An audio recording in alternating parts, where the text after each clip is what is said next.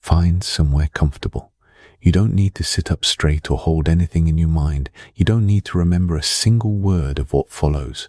If you drift before we reach the end, that's not a failure.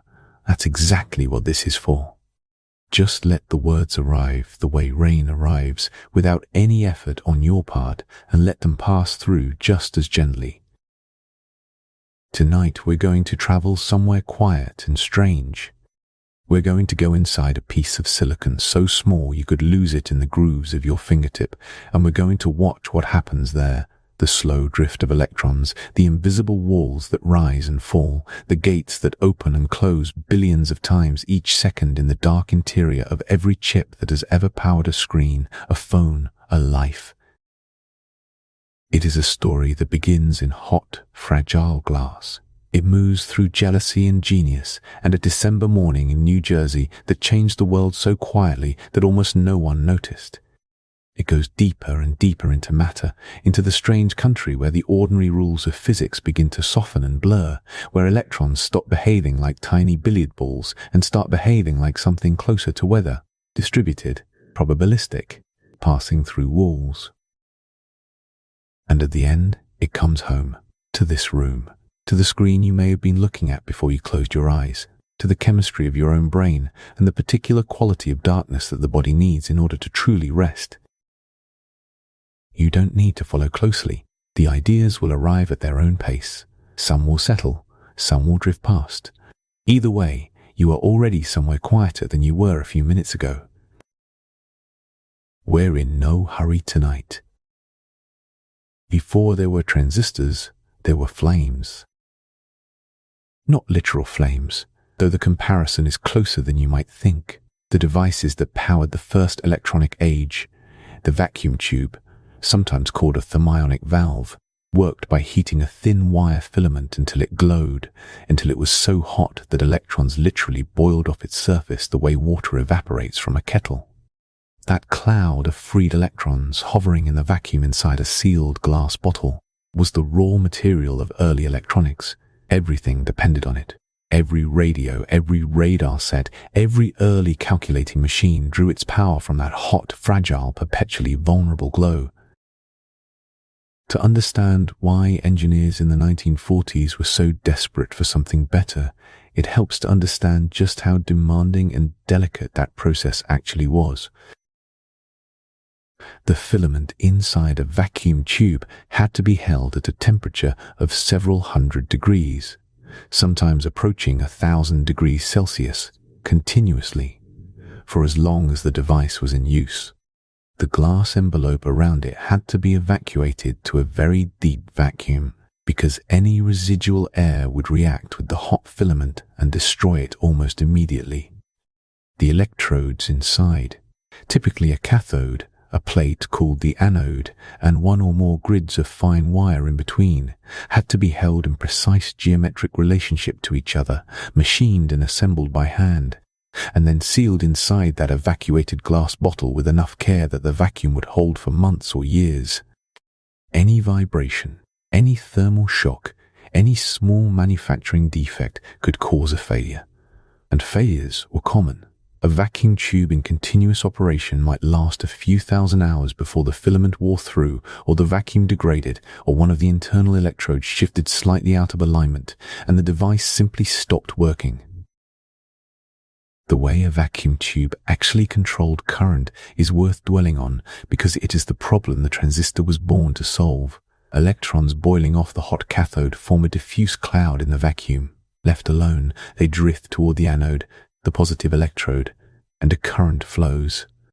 But between the cathode and the anode, engineers placed a grid, a mesh of very fine wire through which the electrons had to pass. By varying the voltage on that grid, making it slightly more negative or slightly less negative, engineers could push the electron cloud back toward the cathode or allow it to flow more freely toward the anode. A small change in grid voltage produced a large change in the current reaching the anode. A weak signal on the grid became a strong signal at the output. It was a beautiful principle. It worked. It had powered radio broadcasting since the 1910s, radar during the Second World War, and the first generation of electronic computers. But the cost of that beauty was enormous. Heat, size, fragility, and power consumption on a scale that is difficult to imagine today. The most vivid way to appreciate that cost is to spend a moment with ENIAC, the electronic numerical integrator and computer, completed at the University of Pennsylvania in 1945. ENIAC was, by the standards of its day, a marvel. It could perform roughly 5,000 addition operations per second, which made it the fastest calculating machine on Earth.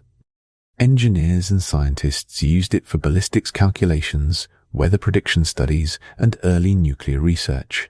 It filled a room 30 meters long and 3 meters wide. It weighed nearly 30 tons.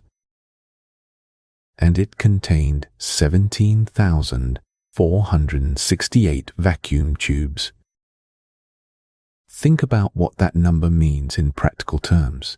Each of those tubes was a sealed glass bottle, roughly the size of a human fist, containing a heated filament and a set of precisely positioned electrodes in a hard vacuum. Each one generated heat. Each one could fail. At any given moment, with nearly 18,000 tubes operating simultaneously, the statistical probability that at least one would fail was very high indeed. Engineers estimated that, on average, a tube somewhere in ENIAC burned out roughly every 2 days. A team of 6 technicians worked continuously, monitoring the machine's behavior for signs of malfunction, moving through the narrow aisles between the towering racks of equipment, replacing failed tubes the way a gardener might replace dead bulbs, always a little behind the pace of entropy. The cooling system required to keep ENIAC from destroying itself was itself a significant engineering project. Large fans circulated air through the machine continuously.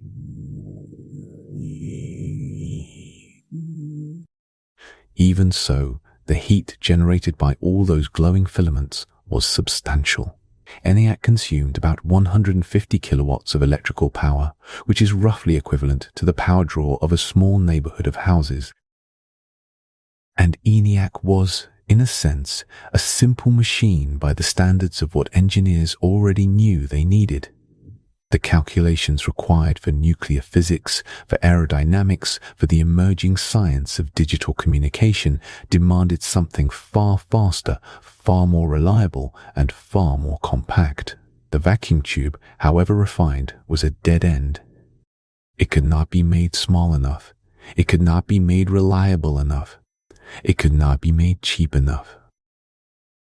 There was also something philosophically unsatisfying about it. The vacuum tube was a device that required constant energy input just to maintain its readiness. The filament had to glow whether or not a signal was being processed. The vacuum had to be maintained. The heat had to be managed.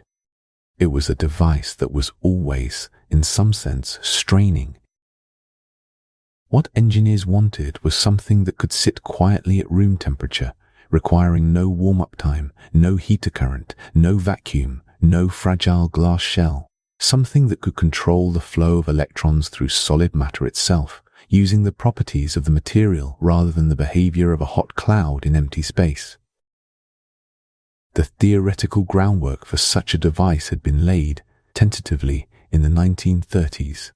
Physicists studying the electrical properties of materials called semiconductors, substances that sat in an interesting middle ground between conductors like copper and insulators like glass, had begun to suspect that it might be possible to control current in a solid crystal by applying an electric field to its surface. The idea was elegant and the mathematics suggested it should work, but the materials available in the 1930s were too impure, too poorly understood, and too difficult to control for anyone to build a working device. That changed in the years immediately after the Second World War, when several industrial laboratories turned their considerable resources toward the problem. The race was on, though almost no one outside the laboratories knew it was happening. And the place where it was won, or rather, where it was first, quietly, almost accidentally won, was a modest building in the hills of New Jersey, on a Tuesday afternoon in December of 1947. Bell Telephone Laboratories in Murray Hill, New Jersey, was not a glamorous place. It was a collection of brick buildings on a campus that looked more like a modest university than the nerve center of one of the most productive industrial research operations in history. But in the years after 1945, it was home to an extraordinary concentration of scientific talent, drawn together by the conviction that understanding the fundamental physics of solid matter would eventually produce devices of enormous practical value. The solid-state physics group there was led, formally, by William Shockley, a physicist of genuine brilliance and a personality of remarkable difficulty. Shockley was ambitious, competitive, and possessed of an ego that frequently made him impossible to work with. He had spent much of the war years working on military research, and when he returned to Bell Labs in 1945, he was determined to be the one who solved the semiconductor amplifier problem. He had already sketched out, in broad theoretical terms, a device he called a field effect amplifier, something that would use an electric field applied to the surface of a semiconductor to control the current flowing through it. He was wrong, at least initially, and the reasons why he was wrong turned out to be more interesting than the failure itself. Shockley's field effect device didn't work because the surface of a semiconductor crystal is a complicated and imperfect place. The regular, repeating arrangement of atoms that gives a crystal its useful electrical properties breaks down at the surface, where atoms have unsatisfied bonds pointing outward into empty space. These unsatisfied bonds trap charges and create a kind of electrical noise at the surface that overwhelmed the subtle field effect Shockley was trying to exploit. The surface was, in a sense, too busy, too full of its own electrical activity, to respond cleanly to an external field. This failure sent two of Shockley's colleagues in a different direction. Quiet, methodical, and possessed of a theoretical mind that many of his contemporaries considered the sharpest in the building, became fascinated by the surface problem itself. He developed a detailed theoretical account of how charges became trapped at semiconductor surfaces, and his ideas guided the experimental work of Walter Brattain, an experimentalist of exceptional skill who had spent his career learning the intimate physical behavior of semiconductors. Bardeen and Brattain worked together through the autumn of 1947, probing the surface of germanium crystals with fine metal contacts, trying to understand and eventually circumvent the surface states that had defeated Shockley's approach. Germanium was the semiconductor of choice at the time. It was available in reasonably pure form, and its electrical properties were better understood than silicons. It is a grey, brittle, somewhat unremarkable-looking metal, and a crystal of it, the size of a postage stamp, was the stage on which one of the defining moments of the 20th century played out. On the 16th of December 1947, Bardeen and Brattain pressed two gold contacts, made from a strip of gold foil wrapped around a plastic wedge and split with a razor blade so the two contacts were separated by only about 50 millionths of a meter onto the surface of a piece of germanium.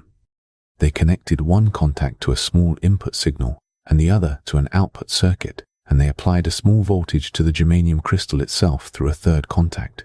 When they passed a signal through the first gold contact and measured what came out through the second, they found that the output was larger than the input. The device was amplifying. A weak electrical signal went in, and a stronger one came out. The power gain they measured that first day was modest, about 18 times, but it was real, and it was reproducible. They were amplifying an electrical signal using a solid piece of crystal with no vacuum, no heated filament, and no glass bottle. They had built the first working transistor, though the name wouldn't be coined for another few months. The name, when it came, was the work of John Pierce, a Bell Labs engineer who also wrote science fiction under a pseudonym, which perhaps explains the elegance of his coinage. He combined the word transconductance, a measure of how a device converts an input voltage into an output current, with the suffix from thermistor and similar device names, and arrived at transistor. The word captured something essential, a device that transferred a signal across a resistance, transforming it in the process. Shockley was not in the room when Bardeen and Bratton made their breakthrough. He learned about it shortly afterward, and his reaction was a complicated mixture of genuine excitement about the discovery and deep personal resentment that it had been made without him. In the weeks that followed, driven partly by jealousy and partly by his formidable theoretical abilities, Shockley worked in isolation and developed a completely different kind of transistor, one based not on surface effects, but on the behavior of electrons and holes moving through the bulk of a semiconductor crystal. He called it the bipolar junction transistor, and it was in many ways a more robust and manufacturable device than the fragile point contact transistor that Bardeen and Bratton had built. The bipolar junction transistor, and we will understand exactly what that name means as we go deeper into the physics, became the basis for the first commercial transistors in the early 1950s, and Shockley worked to ensure that his name was associated with it as prominently as possible. The internal politics of the Nobel Prize, awarded in 1956 to all three men jointly, were fraught with exactly the kind of tension you might expect. Shockley had contributed the theoretical framework and the bipolar design. Bardeen and Bratton had made the actual first working device. All three received the prize. None of them, by most accounts, were entirely comfortable sharing it. Bardeen, characteristically, responded to this tension by moving on. He left Bell Labs, joined the faculty at the University of Illinois, and proceeded to win a second Nobel Prize in Physics for a completely different piece of work, the theory of superconductivity, making him the only person ever to receive that prize twice in the same field. Shockley eventually left Bell Labs too, moving to California and founding a semiconductor company that would, through a chain of departures and new ventures, give birth to Silicon Valley. The story of that migration is a story for another night. But there is one more character in the transistor's origin story who deserves a moment of attention, because his role is one of those quiet historical ironies that the official accounts tend to bury. His name was Julius Edgar Lilienfeld, and he was a physicist working in Canada in the 1920s. In 1925, more than 2 decades before Bardeen and Bratton's December afternoon, Lilienfeld filed a patent in Canada and subsequently in the United States, describing a device that would control the flow of current in a solid semiconductor by applying an electric field to its surface. The diagrams in his patent are recognizable. The principle is sound. But Lilienfeld could not build a working version of his device, and the reason was simple: the materials science did not yet exist to support it. The semiconductor materials available in the 1920s were too impure and too poorly understood for the device to function as described. Lilienfeld's patent was filed and forgotten, his idea sitting in a drawer for 20 years while the world slowly, through advances in metallurgy and physics, developed the tools needed to make it real. When Bell Labs researchers later examined Lilienfeld's patents, they found that he had, in conceptual terms, anticipated much of what they had done. Some have argued that he deserves recognition as the true originator of the transistor idea. The more generous view is that invention has 2 components, the idea and the realization, and that Lilienfeld had the first while Bardeen, Brattain and Shockley achieved the second. The world needed both. What Lilienfeld could not have known, sitting in his laboratory in the 1920s, was that the gap between his idea and its realization would be bridged by a deep and careful understanding of what semiconductors actually are, at the atomic level, at the level of electrons and their energies and their arrangements around the nuclei of individual atoms. That understanding is where we go next. Silicon is the second most abundant element in the Earth's crust. It is the primary ingredient in sand, in glass, in the rock that makes up most of the continental landmasses beneath our feet. It is, in its pure form, a grey, lustrous solid with a crystalline structure that catches light in a way that is oddly beautiful, like a dark mirror. and it sits in the periodic table of elements in a position that turns out to be almost uniquely useful for building the kind of devices we have been describing. To understand why, we need to go inside the atom. Not all the way inside, not into the nucleus, but into the cloud of electrons that surrounds it. Every atom has electrons arranged around its nucleus in a series of shells, each shell corresponding to a different energy level. The outermost shell is the one that matters most for chemistry and for electronics, because it is the electrons in that outermost shell, called valence electrons, that participate in the bonds between atoms and in the flow of electrical current. Silicon has 14 electrons in total, arranged across several shells. The outermost shell contains exactly 4 electrons. This number, 4, is the key to everything that follows. In a silicon crystal, each silicon atom shares its 4 outer electrons with 4 neighboring silicon atoms, forming what are called covalent bonds, bonds where 2 atoms each contribute 1 electron to a shared pair. The result is a rigid 3-dimensional lattice in which every atom is connected to 4 others, and every electron in the outer shell is involved in a bond. The structure is beautifully symmetric, stable, and, at absolute zero, the coldest temperature theoretically possible, completely unable to conduct electricity. None are free to move. The crystal is, at that extreme, a perfect insulator. This is where the concept of energy bands becomes important, and it is worth taking a moment to understand it properly because it underlies everything that follows. When atoms are isolated, when they are far apart from each other, their electrons occupy very specific, discrete energy levels, like steps on a staircase. But when atoms are brought close together to form a crystal, something changes.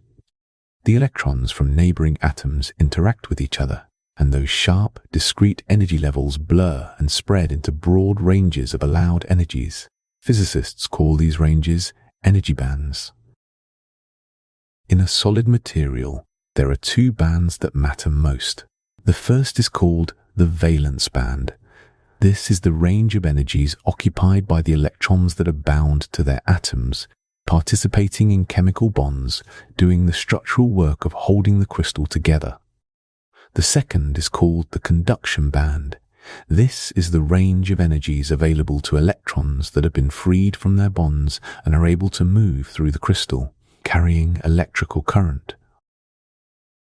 Between these 2 bands, there is a gap, a range of energies that no electron in the crystal is allowed to have. This gap is called the band gap. It is not a physical space. It is an energy gap. An electron sitting in the valence band cannot gradually slide up into the conduction band the way you might slide up a ramp. It has to jump. It has to acquire enough energy all at once to cross the gap entirely. If it cannot acquire that much energy, it stays in the valence band, bound to its atom, unable to contribute to electrical conduction. Here is where the room analogy helps. Imagine the valence band as a room with a very low ceiling, so low that the people inside, the electrons, cannot stand up, cannot move freely, cannot do much of anything. The conduction band is the open sky above the building, no ceiling at all, complete freedom of movement.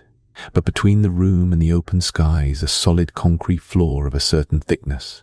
To get from the room to the sky, an electron has to punch through that floor. The thickness of the floor is the band gap. In a metal like copper, there is no floor at all. The valence band and conduction band overlap, and electrons move freely between them at room temperature. Copper is a conductor because its electrons are always already in the open sky. In an insulator like diamond or glass, the floor is enormously thick. The band gap is so large that essentially no electron, at any temperature a material could survive, has enough energy to cross it.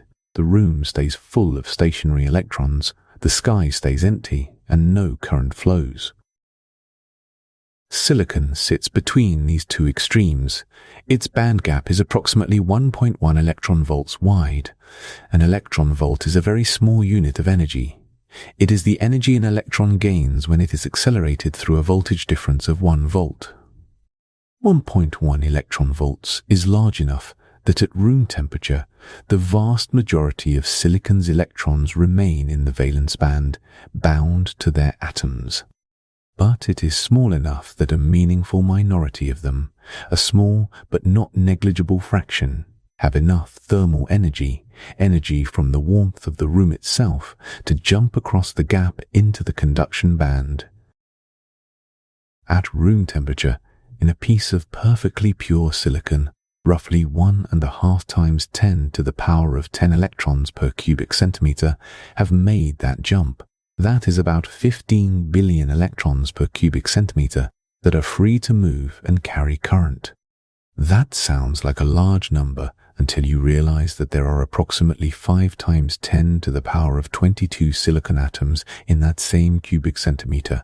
That is 50,000 billion atoms, and each one contributes 4 valence electrons. The fraction of electrons that are free is vanishingly small.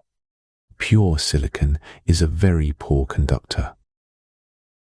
But it is not an insulator either. And that middle position, that particular band gap width of about 1.1 electron volts, is what makes silicon so amenable to being engineered. The band gap is wide enough that the material can be made to behave like an insulator when you want it to, and narrow enough that you can, with the right techniques, push it into conduction when you need it to. The floor is thick enough to stand on, but not so thick that it cannot be influenced. There is also a practical reason why silicon won out over germanium, the material used in those first transistors. Germanium has a smaller band gap, about 0.7 electron volts, which means that at elevated temperatures, thermal energy alone can kick enough electrons into the conduction band to swamp the carefully engineered electrical behavior of the device.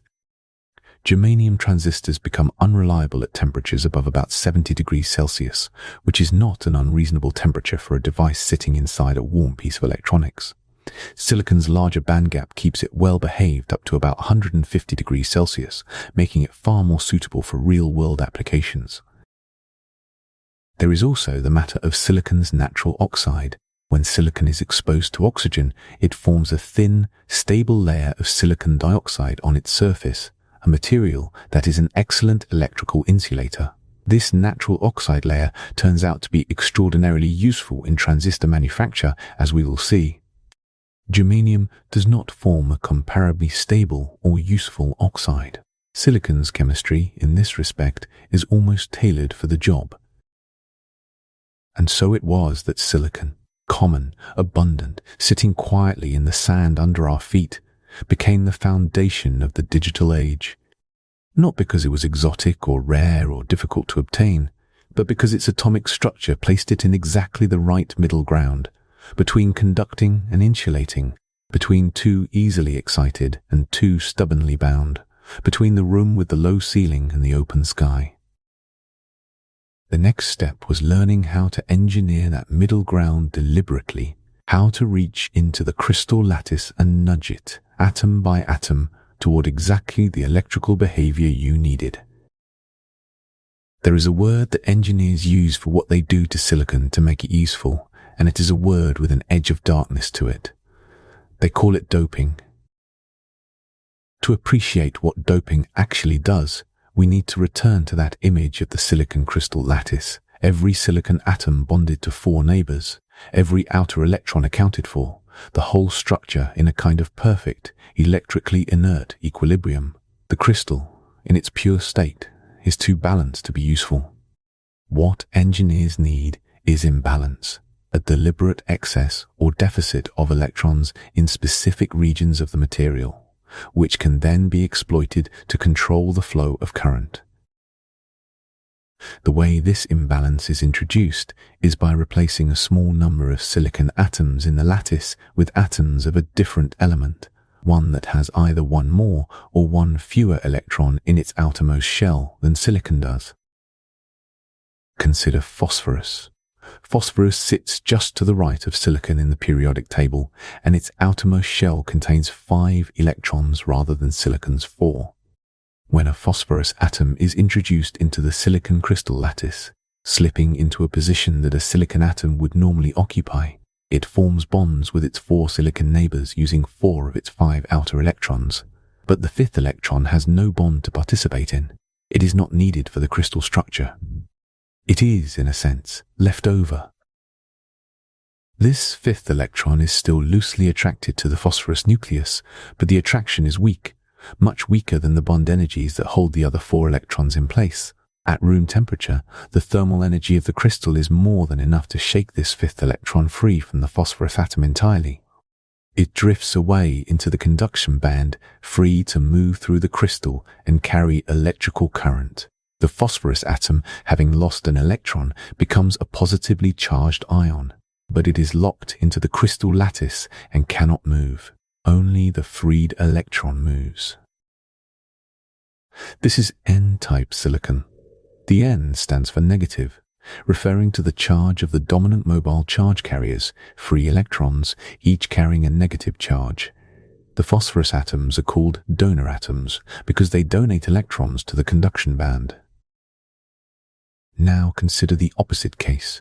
Boron has only 3 electrons in its outermost shell. When a boron atom replaces a silicon atom in the lattice, it can only form 3 bonds with its silicon neighbors. The 4th bond, the one that would complete the lattice structure, is missing an electron. There is a vacancy where an electron should be. This vacancy is not static. An electron from a neighboring silicon bond can hop over and fill it, completing the bond with the boron atom, but in doing so, it leaves a vacancy in the bond it came from. Another electron can then hop into that new vacancy, and so on. The vacancy moves through the crystal in the opposite direction to the electrons that are filling it. Physicists and engineers call this moving vacancy a hole. A hole behaves, in almost every practically important way, as if it were a positively charged particle moving through the crystal. It responds to electric fields. It drifts and diffuses. It can carry current. It is not a real particle. It is an absence, a gap in the pattern of electron occupancy. But the mathematics of its behavior is identical to that of a real positive charge carrier, and treating it as such gives correct predictions about how the material behaves. This is P-type silicon. The P stands for positive, referring to the holes that are the dominant mobile carriers. The boron atoms are called acceptor atoms because they accept electrons from neighboring bonds, creating holes in the process. The numbers involved in doping are worth pausing over because they reveal something important about the precision required. A cubic centimeter of pure silicon contains approximately 5 times 10 to the power of 22 atoms. Written out, that is a 5 followed by 22 zeros, or roughly 50,000 billion atoms. The doping concentrations typically used in transistor manufacture range from about 10 to the power of 14 to 10 to the power of 18 dopant atoms per cubic centimeter. At the lower end of that range, that is 100 trillion dopant atoms per cubic centimeter, which sounds like a lot until you set it against 50,000 billion silicon atoms, at which point it becomes a ratio of roughly 1 impurity atom for every 500 million silicon atoms. At the upper end, around 1 million billion dopant atoms per cubic centimeter, the ratio is still only about 1 in 50,000. These are extraordinarily dilute concentrations. The dopant is a vanishingly small presence in the crystal, a whisper of foreign atoms in an enormous, regular sea of silicon, and yet that whisper transforms the electrical properties of the material completely. At a doping level of 10 to the power of 17 phosphorus atoms per cubic centimeter, the free electron concentration in the silicon increases from the 15 billion per cubic centimeter of pure silicon to something approaching 10 to the power of 17. A factor of roughly 10 million times more free electrons than the undoped material contains at room temperature. The electrical conductivity increases by a comparable factor. This is the extraordinary leverage that doping provides. A tiny change in composition produces an enormous change in electrical behavior, because the additional free carriers, whether electrons or holes, are mobile and responsive to electric fields in a way that the bound valence electrons of pure silicon are not. The physical process by which dopant atoms are introduced into silicon is itself a story of extreme precision. In modern semiconductor manufacturing, the most common method is called ion implantation. Dopant atoms are ionized, stripped of one or more electrons so that they carry a net electrical charge, and then accelerated through a strong electric field to very high energies, typically measured in kilo-electron volts or megaelectron volts. These fast-moving ions are directed at the surface of the silicon wafer, where they penetrate the crystal to a depth determined by their energy and mass. By varying the implantation energy and the dose of ions delivered, engineers can control with great precision exactly where in the silicon the dopant atoms end up and how many of them are there. After implantation, the silicon is heated, a process called annealing, which allows the crystal lattice to repair the damage caused by the incoming ions and allows the dopant atoms to settle into proper lattice positions where they can do their work of donating or accepting electrons. It is a process of breathtaking delicacy. The silicon itself is grown in enormous single crystal cylinders called ingots, pulled from a melt of ultra-pure silicon in a process that must be kept so clean that a single particle of dust could ruin the entire ingot. The dopant atoms are introduced in quantities so small that they would be undetectable by most ordinary chemical analysis. And the result, a piece of silicon with a carefully engineered distribution of positive and negative carriers, is the raw material from which every transistor, every logic gate, every memory cell in every device ever built is made. But N-type silicon alone, or P-type silicon alone, is not a transistor. The magic happens at the boundary between them. Imagine two rooms, side by side, separated by an open doorway. In one room, there is a crowd of people moving freely. These are the electrons in the N-type silicon, the free negative carriers donated by the phosphorus atoms. In the other room, there is a different kind of crowd, the holes in the P-type silicon, the mobile positive absences created by the boron atoms. The rooms are connected. And the moment the doorway opens, the moment the two types of silicon are joined, something begins to happen that cannot be stopped. The electrons in the N-type region are concentrated there. The P-type region, by comparison, is almost empty of free electrons. Nature abhors a concentration gradient. Particles in regions of high concentration tend to spread into regions of lower concentration, the way a drop of ink spreads through water, the way perfume diffuses through a room. This spreading process is called diffusion, and it operates on electrons and holes just as it operates on molecules of ink or fragrance. So, electrons begin to drift across the junction from the N-type side, where they are abundant, into the P-type side, where they are scarce. At the same time, holes begin to drift in the opposite direction, from the P-type side, where they are abundant, into the N-type side, where they are scarce. This mutual crossing is entirely spontaneous. It requires no external power.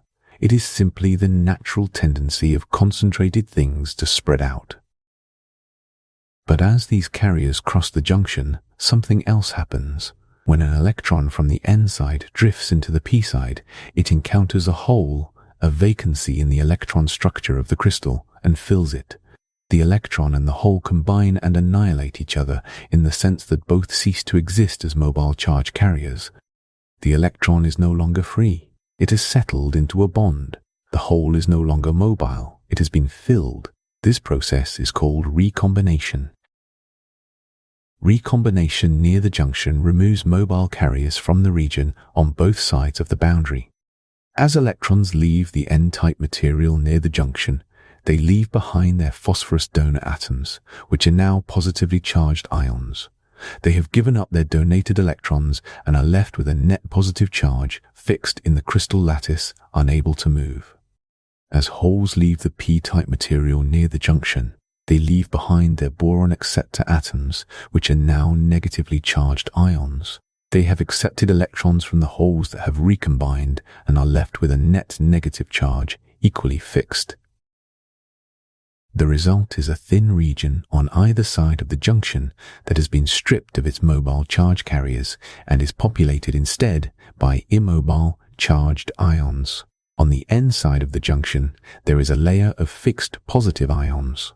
On the P side, there is a layer of fixed negative ions. This region, depleted of mobile carriers, populated by fixed charges, is called the depletion region.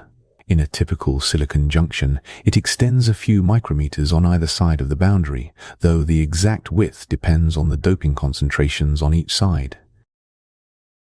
Now consider what those fixed charges do. A layer of positive charges on one side and a layer of negative charges on the other side constitutes an electric dipole, an arrangement that produces an electric field pointing from the positive charges toward the negative charges, which means pointing from the N side toward the P side. This internal electric field opposes further diffusion.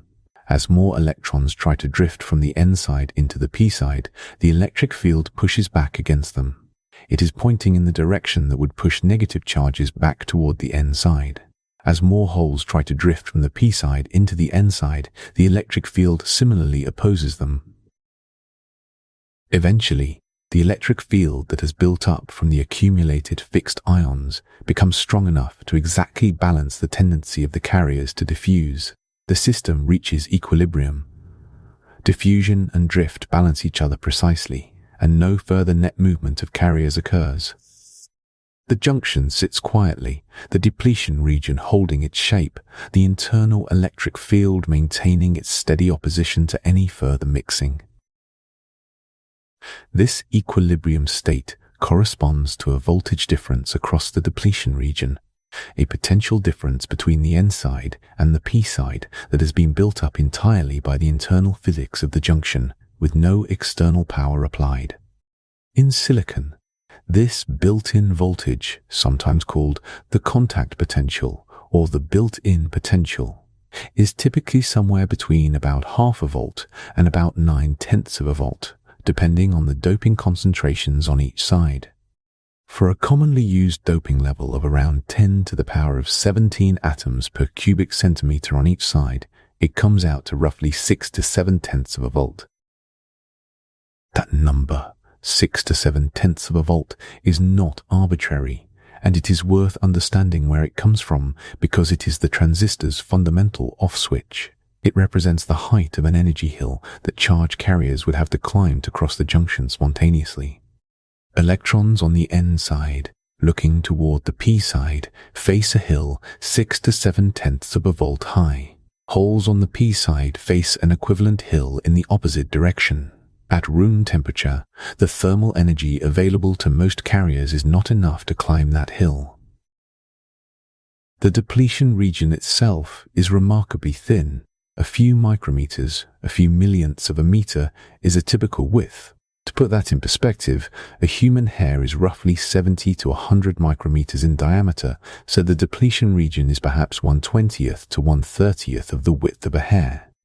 It is invisible to any ordinary optical instrument, and yet within that impossibly thin sliver of crystal, the entire logic of the transistor's switching action is encoded.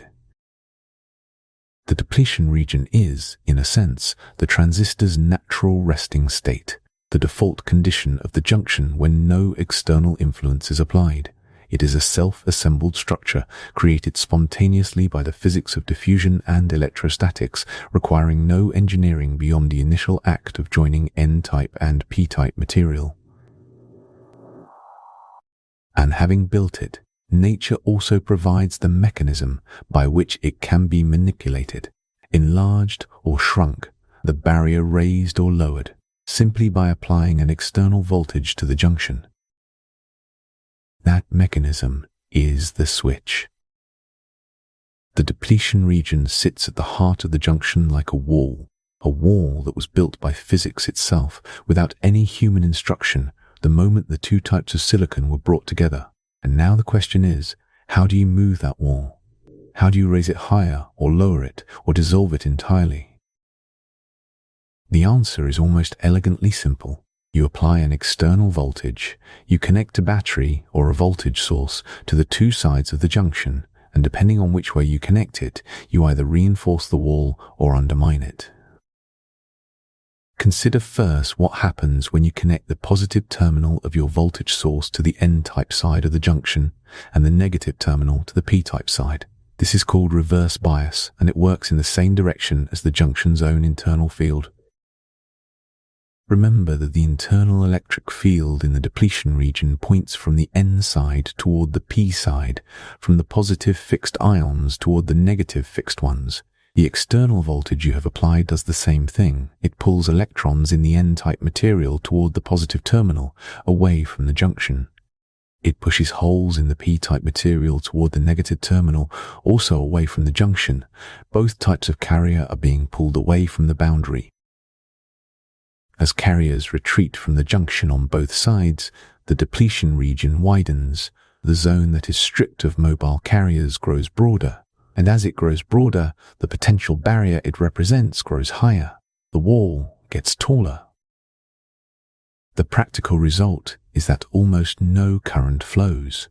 The mobile carriers that would need to cross the junction to carry a current have been pulled away from the boundary. There is nothing to cross. The junction is, in the language of electronics, in its off state. A small trickle of current does flow, called the reverse leakage current, because there are always a few thermally generated carriers even in the depleted region, and the electric field sweeps these across the junction. But this leakage is tiny, typically measured in nanoamperes or even picoamperes, billionths or trillionths of an ampere, and for most practical purposes, it can be ignored.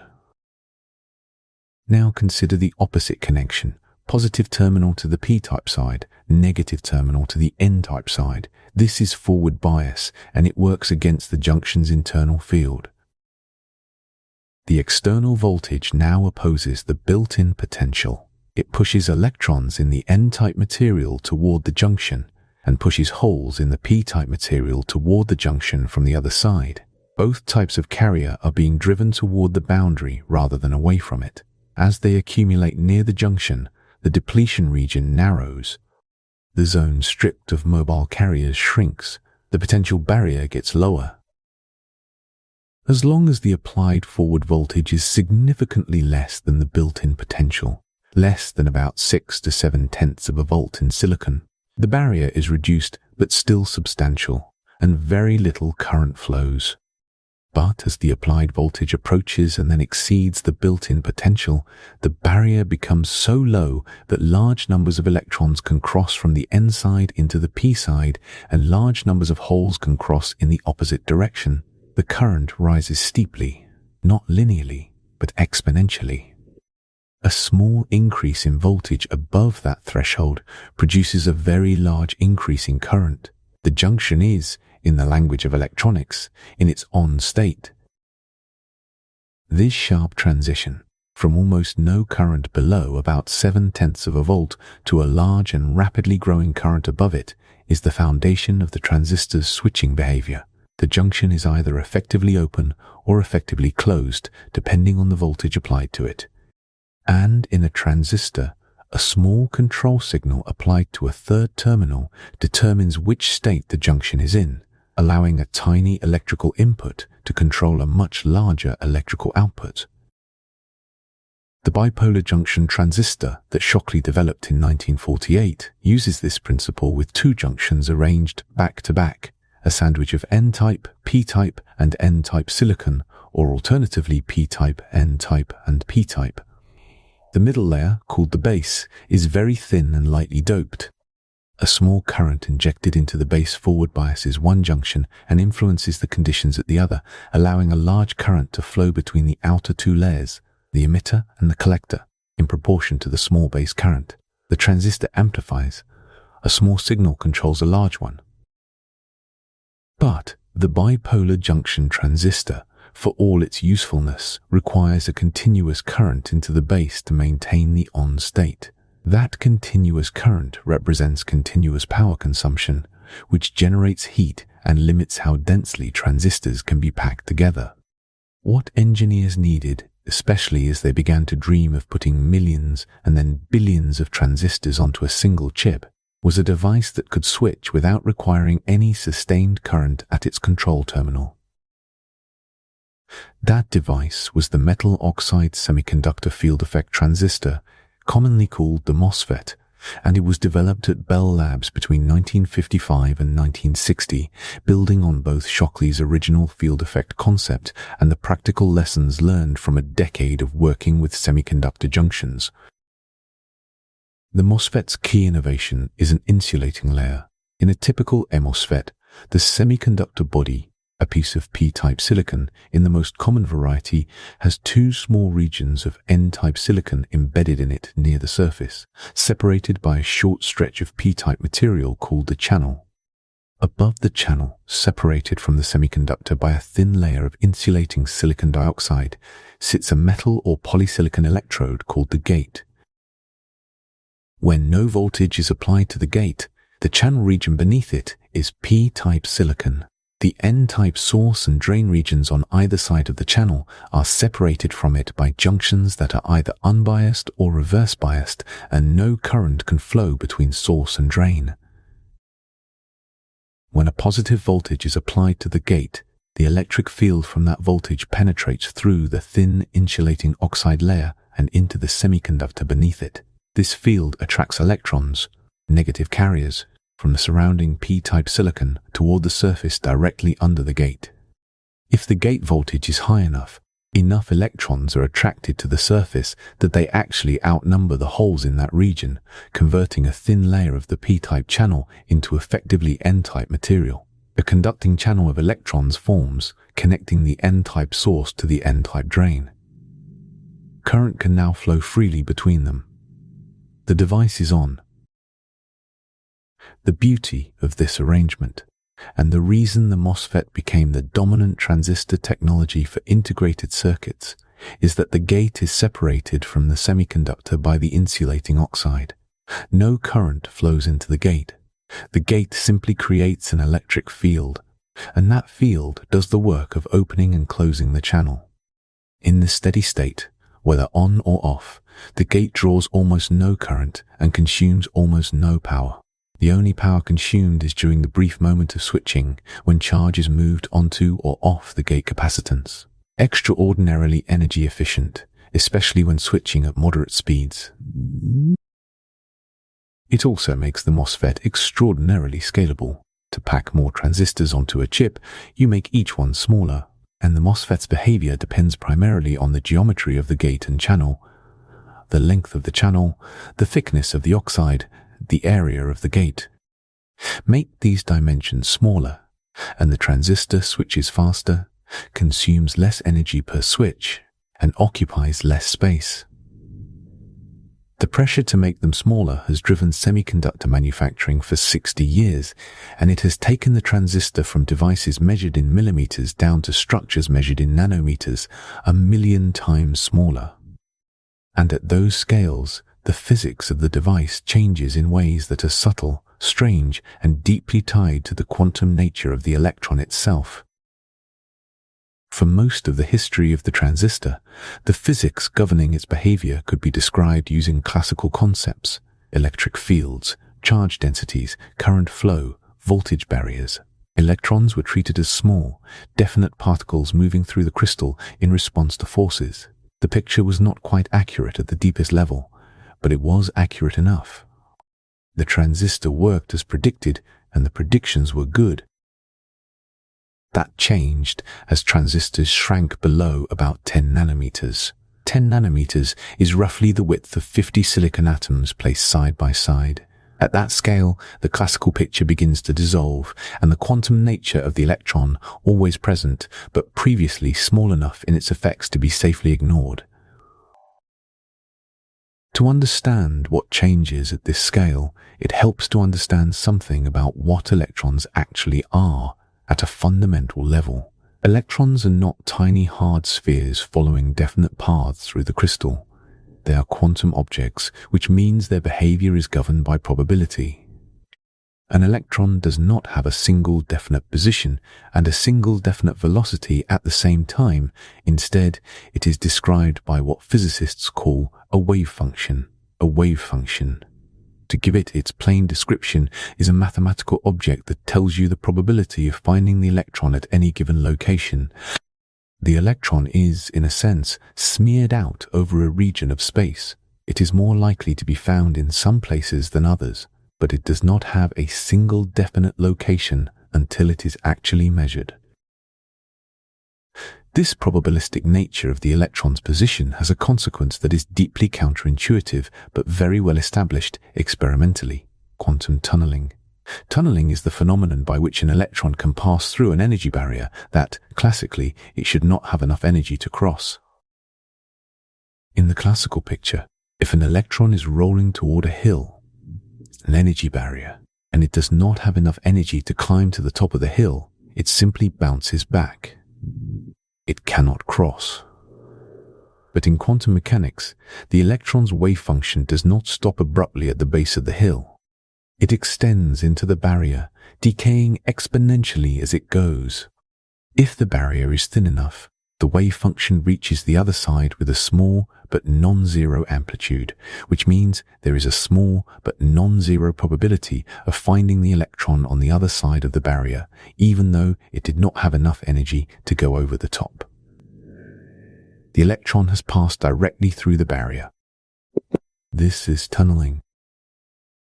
Tunneling is not a theoretical curiosity.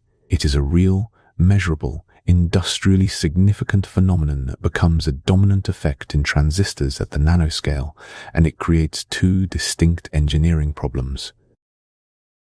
The first problem involves the gate oxide, the thin insulating layer of silicon dioxide between the gate electrode and the semiconductor channel.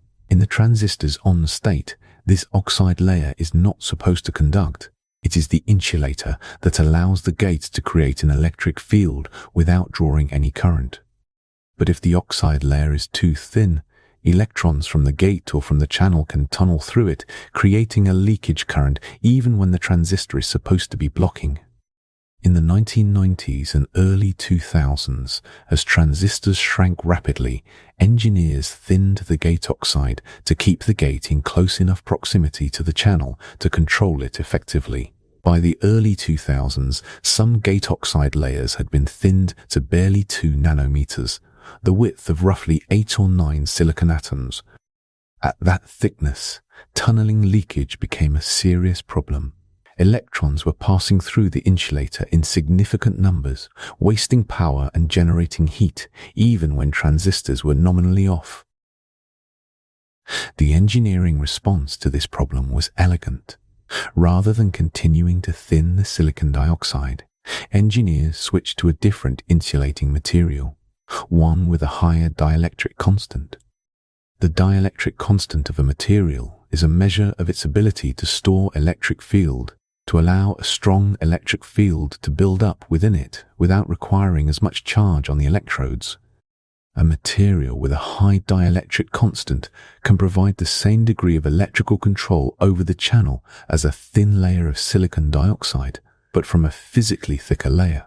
And a physically thicker layer is much harder for electrons to tunnel through, because the probability of tunneling falls exponentially with the thickness of the barrier. The material Intel and other manufacturers settled on was hafnium dioxide, an oxide of the element hafnium, which has a dielectric constant roughly 5 times higher than silicon dioxide. By switching to hafnium dioxide, engineers could use a layer several nanometers thick that provided the same gate control as a 1 nanometer silicon dioxide layer, while being thick enough to suppress tunneling leakage to acceptable levels.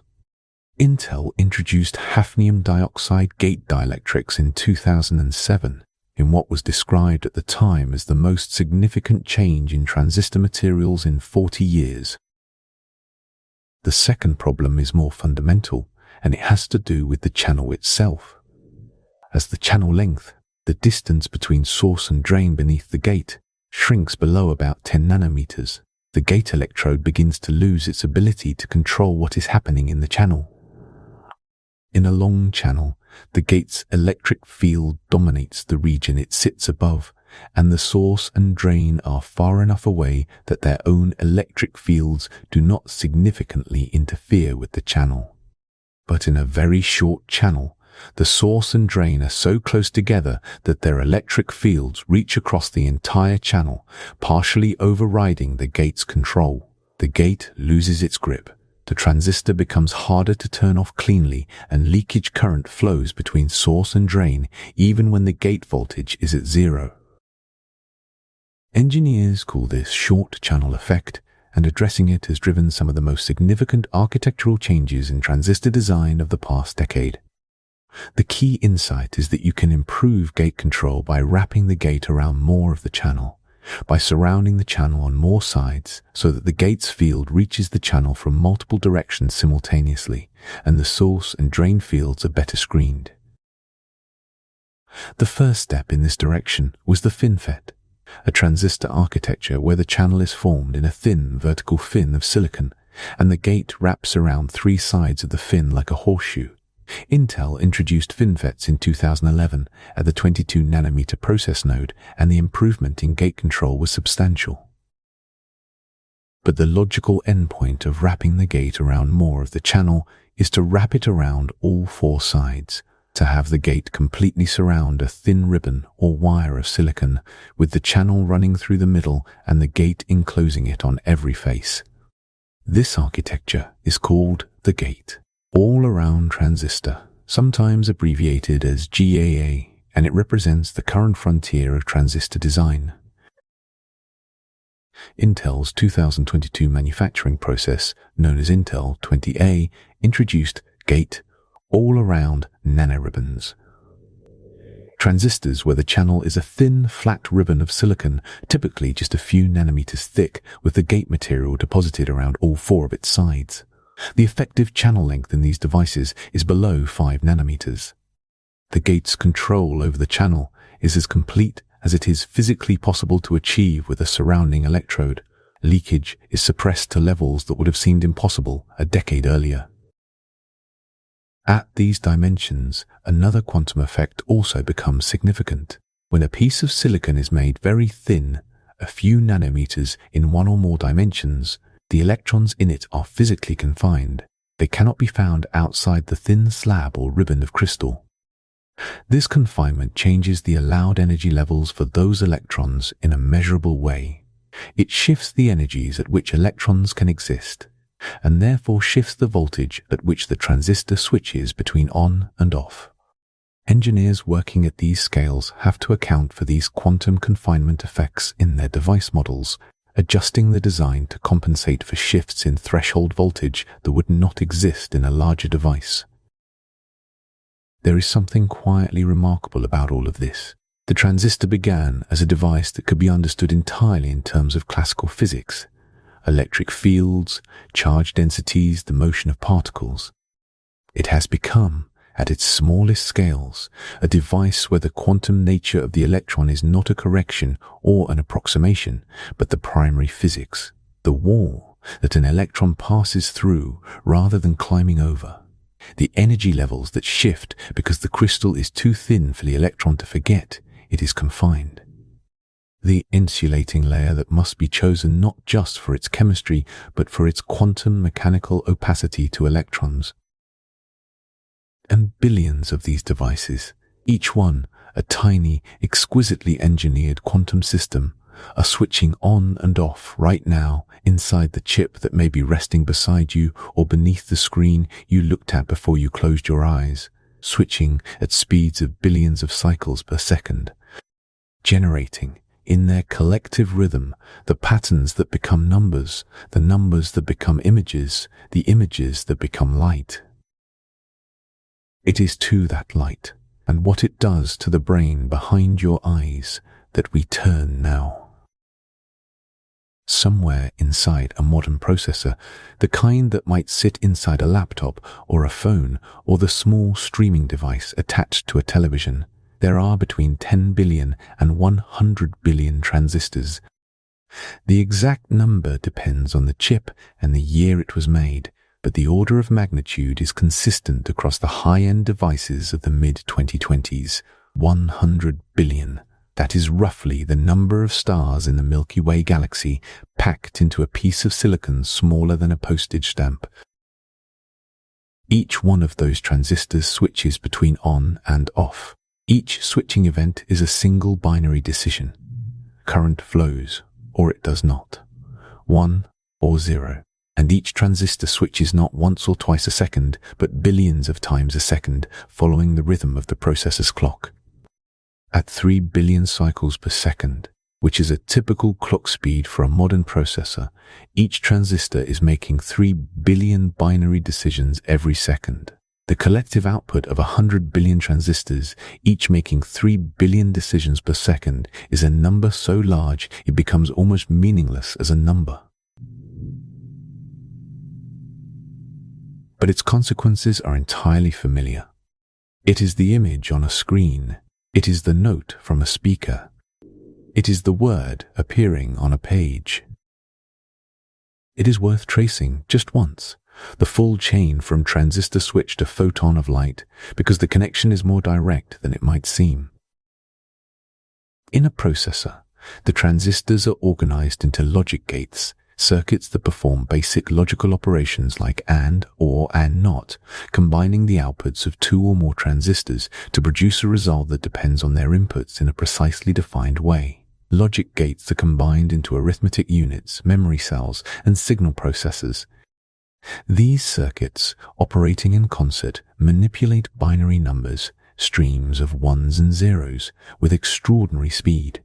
The ones and zeros represent everything: pixel colors, audio samples, text characters, network packets. When a video is being displayed on a screen, the processor and graphics chip are continuously computing the color value of every pixel. Typically tens of millions of pixels, updated 60 or more times per second. Each pixel's color is defined by 3 numbers representing the intensity of red, green, and blue light. Those numbers are produced by the collective switching of billions of transistors transmitted through circuits to the display, and there converted into actual light by a different set of transistors controlling tiny light-emitting elements. The light that emerges from those pixels spans a range of wavelengths, but the blue component, the wavelengths around 450 to 490 nanometers, which is the short wavelength end of the visible spectrum, is particularly energetic and particularly consequential for the human brain. The reason has to do with a specific type of cell in the retina at the back of the eye. These cells, called intrinsically photosensitive retinal ganglion cells, contain a photopigment, a light-sensitive molecule, called melanopsin. Melanopsin is most sensitive to light in exactly that blue wavelength range, around 480 nanometers. When these cells detect light, they send a signal not to the visual cortex. They are not involved in forming images, but to a small structure deep in the brain called the suprachiasmatic nucleus, which sits just above the point where the optic nerves cross. The suprachiasmatic nucleus is the brain's master clock. It coordinates the body's daily rhythms. The cycle of alertness and sleepiness, of hormone release, of body temperature fluctuation, of cellular repair and immune activity, to a roughly 24-hour period that is kept in synchrony with the external world by the signal from those light-sensitive cells in the retina. When the suprachiasmatic nucleus receives a strong signal from the melanopsin cells, particularly in the evening when light would naturally be fading, it interprets that signal as meaning that it is still daytime, and it responds accordingly. One of the most direct consequences of that response is the suppression of melatonin. Melatonin is a hormone produced by the pineal gland, a small structure deep in the brain, and its production is closely regulated by the suprachiasmatic nucleus. In the natural course of a day, melatonin production begins to rise in the early evening, a few hours before habitual sleep time, and it remains elevated through the night, gradually falling as morning approaches. Melatonin does not cause sleep directly. It is more of a signal than a sedative. but it is a crucial part of the body's preparation for sleep, adjusting the timing of other physiological processes and reducing the threshold at which the brain transitions from wakefulness into the first stages of sleep. When the melanopsin cells in the retina detect blue light in the evening, from a screen, from bright overhead lighting, from any source rich in short wavelength light, the suprachiasmatic nucleus suppresses melatonin production. The body receives the signal that it is still afternoon. Research has shown that even 90 minutes of bright screen exposure in the evening can meaningfully blunt the natural melatonin rise, and that consistent evening screen use can shift the body's internal clock by up to an hour and a half over the course of a week, pushing the natural sleep window later and later. The effect on sleep architecture is not just about timing. Sleep is not a single uniform state. It is a structured progression through distinct stages, each characterized by different patterns of electrical activity in the brain. In the lightest stage of sleep, the brain produces slow, rolling waves called theta waves at frequencies between roughly 4 and 7 cycles per second. In deeper sleep, the slow wave or deep sleep stage, the brain produces large, slow delta waves at 1 to 4 cycles per second. These deep stages are when the body does much of its physical repair work, when growth hormone is released, when the immune system consolidates its activity, when the glymphatic system, a network of channels around the brain's blood vessels, flushes out metabolic waste products that have accumulated during the day's neural activity. Reduced or delayed sleep means less time in these deep stages, and the effects accumulate. REM sleep, the stage characterized by rapid eye movement and vivid dreaming, when the brain's electrical activity resembles wakefulness, but the body is largely still, serves different functions: emotional processing, memory consolidation, the integration of new experiences into existing knowledge. The brain, in REM sleep, is in some ways doing its most complex cognitive work, replaying and reordering the events of the day. Both deep sleep and REM sleep are compressed or disrupted when sleep onset is delayed. A person who goes to bed an hour later than their body intended does not simply sleep an hour later in the morning. They lose disproportionate amounts of the deep and REM stages that are concentrated in the later part of the night. All of this, the suppressed melatonin, the delayed sleep onset, the compressed deep and REM stages, traces back, in a direct causal chain, to the blue wavelength light emitted by the transistor-driven screens that fill our evenings. The same transistors that make the screen possible are, in a very real sense, making it harder to sleep. Yet, there is a quiet irony in this story, and it is worth sitting with for a moment. The transistor that delays your sleep is also the transistor that can help you find it again. The white noise machine on a bedside table contains transistors. They generate the audio signal, amplify it, drive the speaker that produces the steady, enveloping sound. White noise works partly by masking the intermittent sounds that might otherwise pull the brain toward alertness: a door closing somewhere in the building, a car passing outside, and partly by providing the auditory system with a consistent, featureless signal that requires no interpretation, no response, no vigilance. The brain, finding nothing in the sound that demands attention, can allow its activity to slow. The faster rhythms of wakefulness, the beta waves of alert thinking cycling at 13 to 30 times per second, give way to the slower alpha waves of relaxed wakefulness, and then to the slower still, theta waves of the first stages of sleep. The warm amber glow of a smart light, dimmed and shifted to long wavelengths in the evening by a transistor-controlled circuit, does not trigger the melanopsin cells the way blue-white light does. Long wavelengths, the reds and oranges, sit far from the peak sensitivity of melanopsin, and the brain does not read them as a signal that the day continues. A room lit with warm, dim light in the hour before sleep is a room that is, in biochemical terms, already beginning to prepare the brain for the transition. And this very voice, These words arriving in the dark, unhurried, asking nothing of you, is carried to you by transistors. The processor that streams the audio, the amplifier that drives whatever speaker or earphone you are listening through, the digital to analog converter that turns the binary ones and zeros back into the continuous wave of sound pressure that reaches your ear.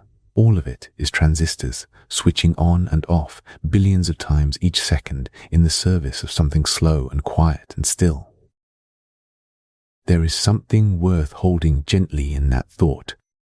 The technology that shaped the modern world, that began with a sliver of germanium and 2 gold contacts on a Tuesday afternoon in New Jersey, that grew through decades of ingenuity and competition and miniaturization into structures so small that 50 of them laid side by side would not span the width of a single silicon atom. That technology is not simply a source of distraction or disruption. It is also capable of being turned toward gentleness, toward the warmth of a dim light, toward the steady wash of sound that gives the brain permission to stop scanning for danger, toward the slow, patient voice in the dark that asks nothing more of you than that you let go. The transistor is a switch. At its most fundamental level, that is all it is. A gate that opens and closes, a wall that rises and falls, a junction of 2 different materials where an invisible electric field determines whether current flows or does not. But a switch is also a choice. Every switch that is flipped in your favor tonight, the screen dimmed, the warm light left on, the white noise turned to its gentlest setting, is a small act of care for the brain that has been working all day, that has been processing and deciding and worrying and remembering, and that now, in this hour, needs something different. It needs the slow waves, the deep delta rhythms that wash through the sleeping brain like tides, the long, unhurried oscillations of neurons firing in loose, vast synchrony, the way the ocean breathes, not the sharp, fast chatter of wakefulness, but something older and more patient. Something the body has been doing for as long as there have been bodies to do it, long before there were transistors, long before there was glass or germanium or silicon or gold. The junction sits quietly at its resting voltage. The depletion region holds its shape. The electrons and holes wait, balanced, on either side of their invisible wall. And so we leave it there. The day is already somewhere behind you, growing distant in the way that days do when sleep begins to come. The thoughts that felt urgent a little while ago have softened at their edges. The body is heavy in the way that bodies are when they are finally, gently giving themselves over. Drift now, if you are ready.